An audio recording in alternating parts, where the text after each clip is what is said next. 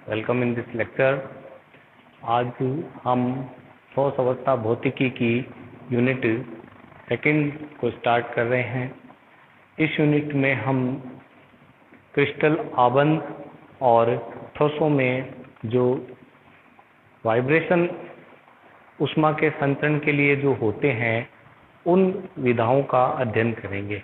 यानी कि ठोसों में ऊष्मा का संचरण या ठोसों की विशिष्ट ऊष्मा को बताने के लिए कौन कौन से मॉडल आए थे, उन मॉडल की कमियां आदि का हम इस यूनिट में अध्ययन करेंगे।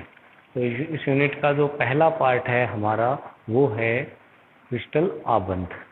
क्रिस्टल आबंध को समझने के लिए देखिए हम उससे पहले कुछ सामान्य परिचय कर लेते हैं कि हम जानते हैं कि जब कोई परमाणु आपस में मिलकर अणु बनाते हैं, ठीक है, तो उसके लिए कुछ ऊर्जा की आवश्यकता होती है। वो ऊर्जा आयनन ऊर्जा होती है। वो ऊर्जा उन दोनों परमाणुओं को आपस में पास में लाने के लिए कोई स्थितिज ऊर्जा होती है आदि। तो इन ऊर्जाओं के द्वारा किसी अणु में आबंध बनता है। अणु में जब वो आबंध बनता है, वो कई प्रकार के अणुओं में आबंध होते हैं जिनकी हम बात करेंगे। तो जब अणुओं में आबंध बनता है तो उन्हें पृथक करने के लिए उतनी ही ऊर्जा की आवश्यकता होती है। तो यानी अगर हम किसी आबंध ऊर्जा की व्याख्या आबंध बनाने के लिए कर सकते हैं तो उसी ऊर्जा की व्याख्या हम उन्हें पृथक करने के लिए भी कर सकते हैं। तो जैसे कि यहाँ पर हम बात कर रहे हैं कि ठोसों की संसंजक ऊर्जा या बंधन ऊर्जा क्या होती है। देखिए, किसी क्रिस्टल की बात कर रहे हैं हम। किसी क्रिस्टल को विराम अवस्था में उसके उदासीन परमाणुओं को, यानी कि हम वहाँ पे जो ऊर्जा दे रहे हैं वह ऊर्जा किसी अन्य कार्य में नहीं उपयोग में आएगी, केवल उस ठोस के परमाणुओं को पृथक करेगी और उसको उदासीन अवस्था में। इसका मतलब यह है कि परमाणु ने अगर एक इलेक्ट्रॉन दे के आबंध बनाया है तो वह इलेक्ट्रॉन वापस वह ग्रहण कर लेगा, समझाइएगा। तो पुनः वह उदासीन अवस्था में और एक दूसरे से पृथक होकर अनंत तक जाने के लिए जितनी ऊर्जा की आवश्यकता होती है वह ऊर्जा उस क्रिस्टल की आबंधन ऊर्जा या संसर्जक ऊर्जा कहलाती है। चलिए अब देखिए, बात करते हैं कि जो ठोस होते हैं उनमें जो आबंध होते हैं वो कितने प्रकार के हैं। तो ठोसों में जो आबंध हैं वो मुख्यतः हम 5 प्रकार के उनको कह सकते हैं। तो ये पांचों प्रकार क्या क्या हैं? ठोसों में आबंध बॉन्ड इन सॉलिड। सबसे पहले हम बात करें आयनिक बंध की, ठीक है। जैसे आयनिक बॉन्ड आई से हम रिप्रेजेंट कर सकते हैं, ठीक है। इसके बाद में सहसंयोजी आबंध। पूर्व कक्षाओं में आप इनके बारे में अध्ययन कर चुके हैं। कोवेलेंट बॉन्डिंग, धात्विक आबंध, metallic bonding, next van der Waals बंध वी, और साथ में हाइड्रोजन आबंध जिसे हम एस से रिप्रेजेंट करते हैं। तो ठोसों में जो ये आबंध हैं ये मुख्य 5 आबंध हैं। हम इनका बारी बारी से अध्ययन करेंगे। आज का हमारा जो टॉपिक है वो रहेगा ठोसों में आयनिक बंध को समझना। तो पहला हम पढ़ रहे हैं इसमें आयनिक आबंध, आयनिक बॉन्डिंग।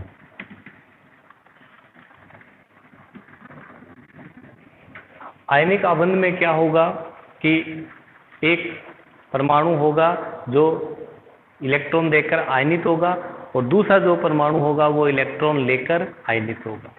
तो आयनिक आबंध में एक परमाणु इलेक्ट्रॉन देने वाला होगा और एक परमाणु इलेक्ट्रॉन को ग्रहण करने वाला होगा। ये बॉन्डिंग क्या कहलाती है? आयनिक आबंध कहलाती है। तो आयनिक आबंध में हम बात करेंगे जो दो परमाणु होंगी उन दोनों परमाणुओं से संबंधित दो ऊर्जाएं होंगी, क्योंकि देखिए जो परमाणु इलेक्ट्रॉन देगा उस परमाणु के पास में क्या आ जाएगा, धनावेश, और जो परमाणु इलेक्ट्रॉन लेगा उसके पास में क्या आ जाएगा, ऋणावेश। यानी उनकी प्रकृति ऐसी होनी चाहिए कि एक आसानी से क्या करके इलेक्ट्रॉन दे सके और दूसरा क्या उसके आसानी से इलेक्ट्रॉन ले सके।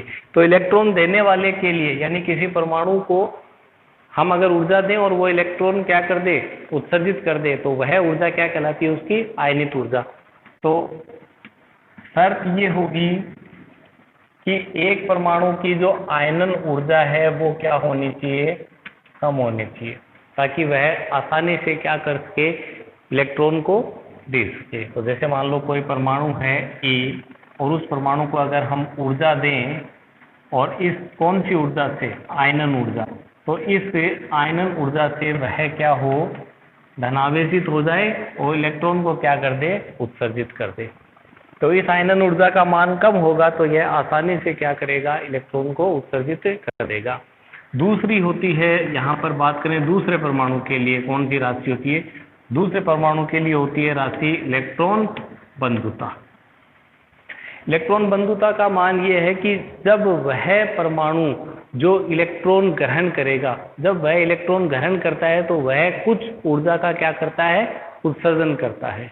ठीक है, तो वह जो उत्सर्जित ऊर्जा होती है वह क्या कहलाती है, इलेक्ट्रॉन बंधुता कहलाती है। तो अगर इस इलेक्ट्रॉन बंधुता का मान क्या हो, अधिक हो, ठीक है, तो वह आसानी से क्या करेगा, इलेक्ट्रॉन को कैप्चरिंग जो पावर है उसका वो क्या होगा, ज़्यादा होगा, और बॉन्ड है वो क्या होगा, मजबूत होगा। तो यहाँ पर हम बात करें दूसरा, अगर परमाणु है पी और अगर यह वो इलेक्ट्रॉन कैप्चर करता है, ठीक है, तो यह क्या क्या करेगा, ऋणावेश ऋणायन में बदल जाएगा और वह ऊर्जा का क्या करेगा, उत्सर्जन करेगा। यह ऊर्जा उसकी क्या कहलाती है, इलेक्ट्रॉन बंधुता कहलाती है। तो आयनिक बॉन्डिंग का एक सरलतम उदाहरण हम ले लेते हैं NaCl क्रिस्टल, NaCl अणु। तो NaCl अणु में हम देखते हैं कि Na जो होता है सोडियम, वो इजीली कितनी आयनन ऊर्जा, वह 5.1 इलेक्ट्रॉन वोल्ट आयनन ऊर्जा लेकर वह सोडियम आयन धनायन और 1 इलेक्ट्रॉन को उत्सर्जित कर देता है। ठीक है, तो दूसरा कौन है परमाणु, क्लोरीन। क्लोरीन जो परमाणु है वह इस इलेक्ट्रॉन को क्या करके, ग्रहण करके वह क्लोरीन ऋणायन में कन्वर्ट हो जाता है और वह ऊर्जा जो उत्सर्जित करता है यानी उसकी जो इलेक्ट्रॉन बंधुता है, उस इलेक्ट्रॉन बंधुता का मान होता है 3.6 इलेक्ट्रॉन वोल्ट। ठीक है, क्योंकि देखिए इस अभिक्रिया में इसमें हमें ऊर्जा दी गई है और इससे हमें ऊर्जा क्या हुई है, प्राप्त हुई है। तो यानी ये ऊर्जा अगर धना प्लस में ली जाएगी तो यह ऊर्जा का मान क्या होगा, माइनस में। तो यानी सोडियम क्लोराइड अणु के लिए 5.1 आयनन ऊर्जा का मान है और इलेक्ट्रॉन बंधुता का मान कितना है, 3.6, और वो किस में, माइनस का, क्योंकि यह ऊर्जा दे रहा है, ये ऊर्जा लेगा नहीं, इसलिए ये ऊर्जा होगा, मान हो गया ऋणात्मक। तो इन दोनों का जो अंतर है वो आ जाएगा 1.5 इलेक्ट्रॉन वोल्ट।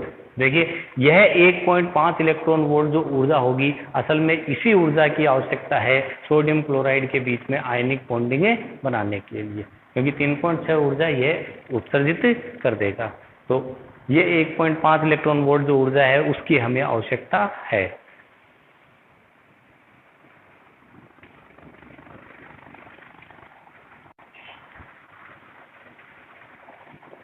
नेक्स्ट देखिए, क्या सोडियम और क्लोरीन जो परमाणु हैं यह स्वतः ही क्रिया करते हैं। देखिए इसके लिए हम ये मानते हैं कि सोडियम क्लोरीन परमाणुओं को हमें अनंत से एक दूसरे के पास लाना पड़ता है। तो देखो सोडियम के पास में है प्लस आवेश और क्लोरीन के पास में क्या है, माइनस। तो इसलिए जब इन दोनों को हम एक दूसरे के पास लाएंगे तो इनके मध्य कौन सी ऊर्जा कार्य करती है, कूलाम्ब वैद्युत स्थितिज ऊर्जा।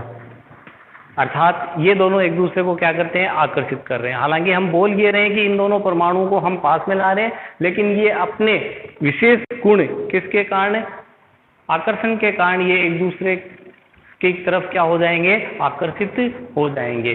ठीक है, तो इसलिए इन दोनों परमाणुओं को अनंत से एक पास में सीमित दूरी तक लाने के लिए, बॉन्डिंग की दूरी तक लाने के लिए जो ऊर्जा की आवश्यकता होती है वह ऊर्जा होती है इलेक्ट्रॉन वोल्ट। ठीक है, क्योंकि यह जो सोडियम और क्लोरीन जो आयन हैं ये एक दूसरे को आकर्षित करते हैं, इसलिए हमें ये ऊर्जा नहीं देनी पड़ती, ये अपने आप आकर्षण बल के कारण यह कार्य हो जाता है। इसलिए इस ऊर्जा का मान क्या होगा, ऋणात्मक। यह सोडियम क्लोरीन आयन की क्या कहलाती है, बंधन ऊर्जा कहलाती है। तो अगर हम बात करें कि सोडियम क्लोराइड अणु की कुल बंधन ऊर्जा की, तो कुल जो बंधन ऊर्जा होगी वो इन दोनों का सम होगी। कौन सा, पहला तो आयनन के लिए जो ऊर्जा है, आयनन और इलेक्ट्रॉन बंधुता वाली जो कंबाइंड ऊर्जा है वो, और दूसरा कूलाम विद्युत स्थितिज ऊर्जा है जो उनको पास में लाने के लिए किया गया कार्य। तो इन दोनों का सम हो जाएगा -6 और प्लस 1.5, इट्स मीन ये हो गया 4.5 इलेक्ट्रॉन वोल्ट। तो देखिए यहाँ पर यह 4.5 इलेक्ट्रॉन वोल्ट है जो ऊर्जा है, वह ऊर्जा आवश्यक ऊर्जा है सोडियम क्लोराइड अणु के बनाने के लिए। यह इसकी कुल आयनन ऊर्जा, आयनिक आबंध की कुल बंधन ऊर्जा कहलाती है। क्रिस्टल ऊर्जा की बात करते हैं। देखिए, क्रिस्टल ऊर्जा जो है वह क्रिस्टलों में जो अणु है उनके आयनों की जो बंधन ऊर्जा है उससे अलग होगी। कैसे कि NaCl एक अणु के निर्माण के लिए आवश्यक जो ऊर्जा है वह उसकी बंधन ऊर्जा कहलाती है, लेकिन NaCl के अणुओं से जब एक क्रिस्टल बनता है और उस क्रिस्टल निर्माण के लिए जो आवश्यक ऊर्जा है वह उसकी क्या कहलाती है, क्रिस्टल ऊर्जा कहलाती है। देखिए, क्रिस्टल ऊर्जा को हम दूसरे रूप में इस प्रकार डिफाइन करते हैं कि जब जालक बिंदुओं पर क्रिस्टल परमाणु व्यवस्थित होते हैं, ठीक है, जालक बिंदुओं पर जब क्रिस्टल परमाणु NaCl आदि सुव्यवस्थित होते हैं तो साम्य अवस्था में उस क्रिस्टल के लिए उन अवस्थाओं की न्यूनतम ऊर्जा जो है वह क्या कहलाती है, क्रिस्टल ऊर्जा कहलाती है। यानी क्रिस्टल ऊर्जा का जो एक विशेष स्थिति है वो है जालक बिंदुओं पर, विभिन्न जालक बिंदुओं पर NaCl परमाणुओं का व्यवस्थित होना। यहाँ पर हम क्रिस्टल ऊर्जा का मापन भी करेंगे कि क्रिस्टल ऊर्जा को किसी परमाणु के लिए कैसे मापा जाता है। तो क्रिस्टल ऊर्जा के दो भाग होते हैं। सबसे पहले आकर्षी स्थितिज ऊर्जा, ठीक है, अट्रैक्टिव पोटेंशियल एनर्जी, और दूसरी है प्रतिकर्षण या प्रतिकर्षी स्थितिज ऊर्जा,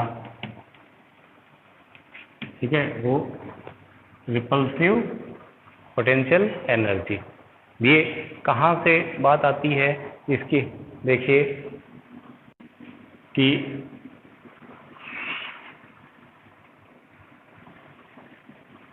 हम बात करते हैं कि NaCl में जो सोडियम और क्लोरीन जो आयन है वो एक दूसरे को क्या करते हैं, आकर्षित करते हैं।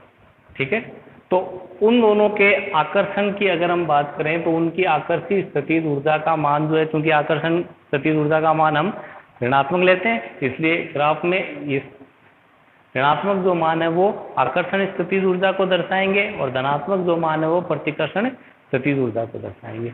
तो आकर्षण स्थितिज ऊर्जा का जो मान है वो क्या होता है, अधिक दूरियों पर कम होता है, लेकिन जैसे जैसे NaCl आयन पास में आते हैं वैसे वैसे इस आकर्षण स्थितिज ऊर्जा का मान क्या होता है, बढ़ने लगता है। और हम ये कहते हैं कि ये इस प्रकार से इस आकर्षण स्थितिज ऊर्जा का मान बढ़ता रहता है। ठीक है, जैसे कम दूरी पे आएंगे आकर्षण स्थितिज ऊर्जा का मान क्या होगा, बढ़ेगा। कूलाम आकर्षण नियम से हम इसको समझ सकते हैं। दूसरा देखिएगा कि जब क्रिस्टल में आयन जो है वो एक बहुत सीमित दूरी तक आ जाते हैं, उसके पश्चात क्या होता है कि एक आयन के इलेक्ट्रॉन दूसरे आयन के इलेक्ट्रॉन या एक आयन के नाभिक दूसरे आयन के नाभिक को क्या करता है, प्रतिकर्षित करता है। तो वहां पर एक प्रतिकर्षण स्थितिज ऊर्जा का मान प्रभावी होने लगता है जो कि कम दूरियों पर उत्पन्न होता है। तो इस प्रकार से अगर हम बात करें कि यहाँ पर देखिए इन कम दूरियों पर प्रतिकर्षी ऊर्जा का मान है वो प्रभावी होने लग जाता है, और ये इसको हम क्योंकि धनात्मक है, प्रतिकर्षण है, इसलिए धनात्मक रूप से इसको दर्शा रहे हैं। तो यहाँ पर आ गई बात अट्रैक्टिव एनर्जी और यहाँ आ गई रिपल्सिव एनर्जी, यू आर, आकर्षण। ठीक है, तो अगर बात करें क्रिस्टल की कुल ऊर्जा की, तो कुल ऊर्जा के लिए हम जानते हैं कि कुल ऊर्जा इन दोनों का क्या होगी, अदिश है स्थिति ऊर्जा, इसलिए इन दोनों का सीधा सम हो गई। तो इस प्रकार हम देखेंगे कि हमें ये ग्राफ जो है ये ऐसा मिलेगा। ठीक है, यहाँ पर स्थितिज ऊर्जा, आकर्षण और प्रतिकर्षी स्थितिज ऊर्जाओं का कुल योग क्या है, शून्य, इसलिए कुल ऊर्जा है वो क्या हो जाएगी, शून्य। लेकिन एक दूरी पर देखिए, आयनों के मध्य एक दूरी पर, जिस दूरी को मैं रिप्रेजेंट करता हूं R0, इस R0 दूरी पर कुल ऊर्जा जो है उसका मान क्या है, न्यूनतम है, ये है वो दूरी R0। यह दूरी R0 है, वह कहलाती है साम्य अवस्था। इस साम्य अवस्था पर जो ऊर्जा का न्यूनतम मान है वह क्रिस्टल ऊर्जा कहलाता है। चलिए अब हम आकर्षण तीव्र ऊर्जा को समझने के लिए एक NaCl के क्रिस्टल का एग्जाम्पल लेते हैं।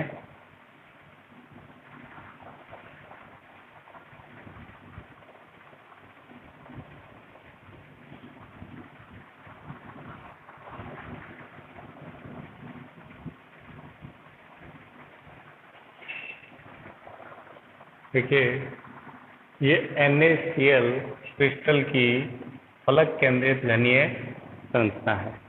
तो थोड़ा सा 3 डायमेंशनल व्यू देते हैं। यहाँ यह Na क्रिस्टल है और यह Na क्रिस्टल जो है यह फलकों पर स्थित है, क्लोरीन आयनों से R दूरी पर स्थित होता है। ये देखिए 4 और ये एक आगे की तरफ 5 और एक पीछे वाले सड़क पर 6। ठीक है, इसके बाद में यहाँ जो ये कोने हैं मध्य के, इन पर पुनः एक Na क्रिस्टल होता है। 3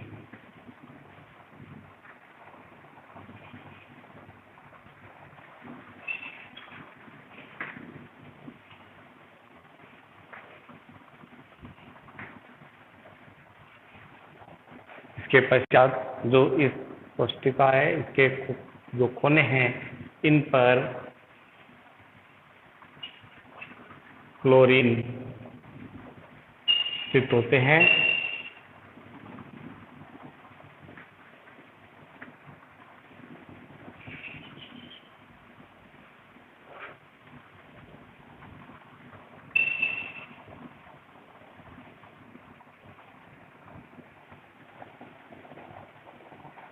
सारे बिंदु आ गए। तो ये जो है ये Na आयन है और जो लाल या पिंक कलर में जो दिख रहा है आपको वो क्लोरीन आयन है। तो इस क्रिस्टल के लिए हम इसकी संरचना को ध्यान में रखते हुए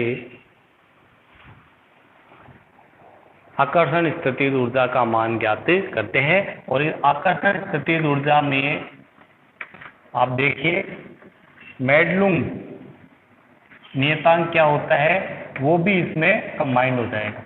मेडलुंग नियतांक क्या है वो भी आ जाएगा इसमें, क्योंकि मेडलुंग नियतांक से संबंधित न्यूमेरिकल्स भी पूछे जाते हैं। ठीक है, तो देखिए आप जो सेंटर में जो Na आयन है, ठीक है, इस पे विचार करिएगा। और इस Na आयन को अगर आप देखिएगा तो इससे 1 2 3 4 5 और 6 क्लोरीन आयन इससे एक हम दूरी जिसको रिप्रेजेंट कर देते हैं आर से, आर दूरी पर स्थित है। तो इस Na प्लस आयन से आर दूरी पर स्थित क्लोरीन आयन कितने हैं? देखिए 6। तो इस आर दूरी पर स्थित 6 क्लोरीन आयन की स्थितिज ऊर्जा क्या होगी? कूलाम ऊर्जा के फार्मूला से क्या होगी? क्योंकि एक प्लस है एक माइनस है, कुल कितने हैं? 6। तो -6 के दोनों के पास आवेश कितना है? 1 इलेक्ट्रॉन के बराबर। तो E into E square upon distance कितनी है? ठीक है। इसी प्रकार देखो हम क्रिस्टल ऊर्जा की बात करें तो हमें क्रिस्टल में सीमित जो दूरियां हैं, प्रभावी जो दूरियां हैं, वहां तक स्थित अन्य आयनों की स्थितिज ऊर्जा का मान ज्ञात करना पड़ेगा। इसके बाद में देखो कि इस Na से ये आप दूरी देखिए, ये दूरी r है, ये r है, तो ये कितनी हो गई? √2r। ध्यान दीजिएगा कि √2r त्रिकोण में पाइथागोरस से √2r दूरी पर 1, 2, 3 और 4, ठीक है। इसके बाद में 5, 6, 7 और 8, 9, 10, 11 और 12 कोण हैं सोडियम आयन स्थित हैं।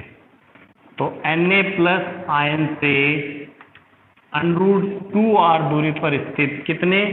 12 Na प्लस आयनों की स्थितिज ऊर्जा, क्योंकि दोनों आयन धनावेश हैं इसलिए ये ऊर्जा हो जाएगी प्लस की 12 के आवेश कोई सेम है, ई दूरी कितनी हो गई? √2r। ठीक है। इसी प्रकार देखिए इसके पश्चात कि घन के जो कोने हैं उन कोनों पर इस सेंटर वाले से घन का जो ये कोना है उस पर एक आप कोई आय ले लीजिए। जैसे मान लो ये हमने लिया ये, तो देखिए ये दूरी कितनी है? √2r और ये दूरी कितनी है? r। √2r और r का जो त्रिभुज बनेगा समकोण, उसके लिए विकर्ण का मान कितना हो जाएगा? √3r। तो √3r दूरी पर देखिए कितने?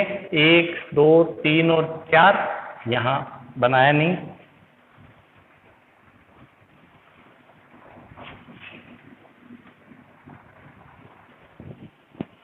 और 1, 2, 3 और 4 और 4 कितने? 8 क्लोरीन आयन कोनों पर स्थित है। तो Na प्लस आयन से कितने? √3r दूरी पर कितने? 8 क्लोरीन आयन है। तो उनके लिए स्थितिज ऊर्जा हो गई माइनस, एक प्लस और एक माइनस है ना, तो -ke² अपॉन √3r। ठीक है। इस प्रकार देखो और सरलतम हम ये मान सकते हैं कि इस Na के बाद में क्या है? क्लोरीन है, और इस क्लोरीन के बाद में इतनी ही r दूरी पर क्या होगा? एक Na। तो ये r और r कितनी हो गई? 2r। इसी प्रकार ये r और इसके ऊपर r दूरी पर एक क्या होगा? सोडियम और होगा। समझ नहीं बात? तो इस सोडियम से देखिए इधर 1, 2, 3, 4, 5 और 6 क्या हो जाएंगे? 2r दूरी पर क्या हो जाएंगे? सोडियम आयन हो जाएंगे। तो उनको सम्मिलित कर लेते हैं। तो ये Na प्लस आयन से 2r को क्या लिखेंगे? √4r। हम लिख देते हैं √4r दूरी पर कितने? 6 सोडियम आयनों की जो ऊर्जा है वो हो जाएगी 6ke² अपॉन √4r। इस प्रकार और अन्य घटक आते जाएंगे, लेकिन वो घटक चूंकि नीचे वाली दूरी क्या होती जा रही है? बढ़ती जा रही है, इसलिए उनकी वैल्यू है वो क्या होती जाएगी? कम। तो इस NaCl जो क्रिस्टल है इसमें इस सोडियम आयन के लिए जो स्थितिज ऊर्जा है, ठीक है, वो क्या हो जाएगा? कुल जो स्थितिज ऊर्जा है आकर्षित, अट्रैक्टिव, वो इन सब का क्या हो जाएगी? सम। तो देखो इन सब का सम करेंगे तो यहाँ पे -ke² अपॉन r मैं कॉमन ले लेता हूँ, -ke² अपॉन r। तो यहाँ पहले टर्म में क्या रह गया? 6। दूसरे टर्म में क्या रह गया? -12 अपॉन √2। अगली टर्म में क्या रह गया? -8 प्लस 8 अपॉन √3। और इसके बाद में अगली टर्म में क्या रह गया? 6 अपॉन √4। एंड इस तरह से अनेक अन्य टर्म्स आती जाएंगी, इनका मान क्या होता जाएगा? कम होता जाएगा। ठीक है। तो देखिए ये जो मान है ये किस पे निर्भर किए, देखो अगर हम कोई और क्रिस्टल लेते तो हमें पता है कि ये राशियां सेम रहती और ये मान है वो उसके लिए अलग अलग क्रिस्टल संरचना के लिए ये जो अवस्थाएं हैं अभिविन्यास जो हैं वो अलग अलग हो जाते और इस राशि का मान क्या होता, अलग ही आ जाता। तो ये जो राशि है, ये जो योग है, ये अभिविन्यासों के कारण आया है, यह कहलाता है मेडुलंग नियतांक, जिसको हम रिप्रेजेंट करते हैं अल्फा से।